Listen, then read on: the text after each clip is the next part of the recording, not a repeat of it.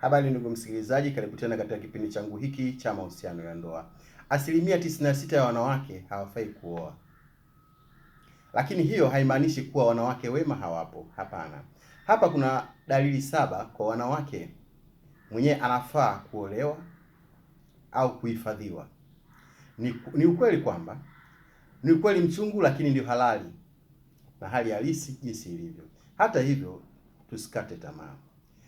Kuna asilimia zilizofichika kati ya haya mawe magumu nataka kuambia. Dalili 7 za kuonyesha mwanamke aliye mzuri sana kuoa. Yeye ni mnyenyekevu, anafuata uongozi wako. Huyu ni mwanamke anayekufaa na ni mzuri kumuoa. Badala ya kushindana na wewe, anaamini maamuzi yako. Anaacha nguvu zako ziongeze, huku akizimiliki kwa hekima na upole. Huyu ndiyo mwanamke anayefaa wewe umuoe. Vile vile tunasema kuna mwanamke anayeheshimu mipaka yako na malengo yako.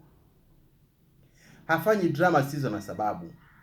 Anaelewa wakati wa kazi, wakati wa utulivu na wakati wa kuwa pamoja. Mwanamke anayeheshimu mipaka yako anakujenga, hakubomoi. Huyo ni mwanamke mzuri wa kuoa. Hashindani na wanaume. Hana ule msimamo wa mimi ni sawa na mwanaume kila kitu. Anajua nguvu zake kama mwanamke na anazitumia kuleta amani, utulivu na faraja, si ushindani. Huyo ni mwanamke mzuri na wewe ndiye anayefaa umuoe.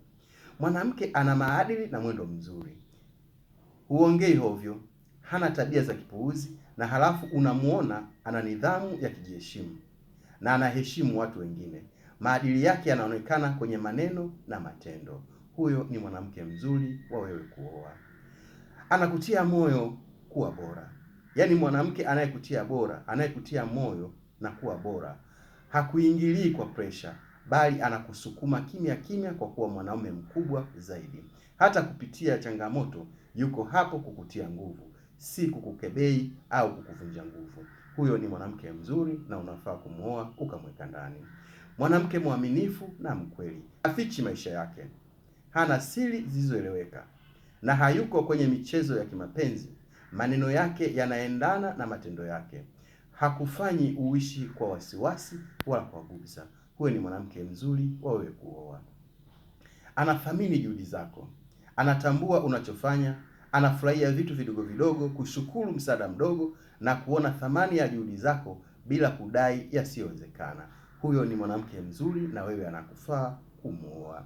Mwanamke ambaye hajali kitu kikubwa, yeye kile kidogo utakachompa kwake ni shukrani na ndicho anakiona ni bora zaidi kwa kile alichokipata.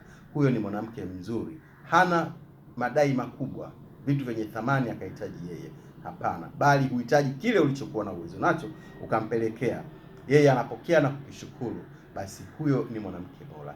Mwisho niwaambie kwamba kwenye dunia ya sasa yenye kelele, mitazamo mibovu na mitindo ya maisha isiyojengwa kwenye maadili, kupata mwanamke mwema ni neema kubwa sana, na unatakiwa umshukuru Mungu kwa kupata mwanamke mwema. Hawa wanawake hawapigi kelele mitandaoni, hawajitangazi, hawatafuti makundi yasiyofaa.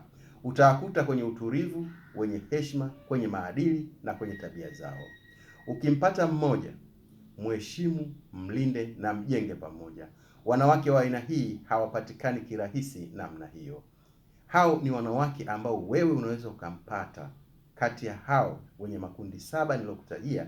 Ukimpata mwanamke mwenye sifa hizo, basi hakikisha mwanamke huyu uliyempata ni mzuri na mwenye kukujali kimapenzi na kiupendo.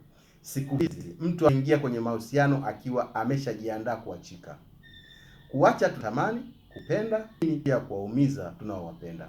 Tunatamani kupendwa, lakini tunaombwa tusilipokee upendo. Basi kwa leo naomba niishie hapo, ila usisahau kusubscribe channel yangu. Karibu tena siku nyingine.